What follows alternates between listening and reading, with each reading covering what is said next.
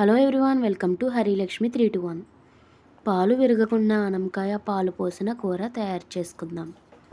తయారు చేసే విధానం: లేతగా ఉన్న మీడియం సైజ్ ఆనపకాయను తీసుకుని తొక్క తీసి ముక్కలుగా కట్ చేసుకోవాలి.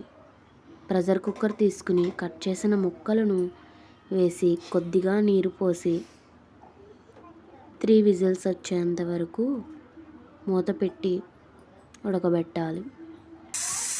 కుక్కర్ ప్రెషర్ పోయిన తర్వాత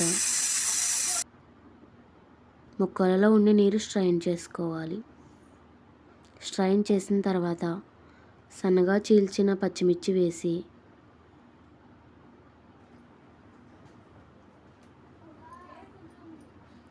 చిక్కగా ఉన్న 1 గ్లాస్ పచ్చిపాలు వేసి తరువాత 1 టీ స్పూన్ పసుపు,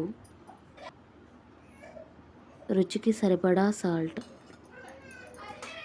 వేసి 5 to 10 మినిట్స్ దగ్గర పడేంత వరకు ఉడకబెట్టాలి. తాలింపుకు వేరే కళాయి తీసుకుని 2 టేబుల్ స్పూన్ ఆయిల్ వేసి ఎండుమిర్చి, మినపప్పు, ఆవాలు, జీలకర్ర, కరివేపాకు, వెల్లుల్లిపాయ దోరగా వేయించాలి. వేయించిన తాలింపును ఉడకబెట్టిన ఆనపకాయ పాలులో వేసుకోవాలి. రెడీ అయిపోయింది పాలు ఆనపకాయ.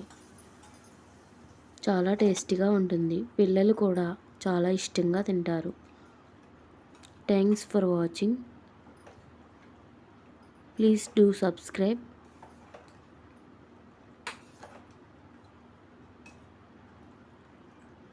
Like and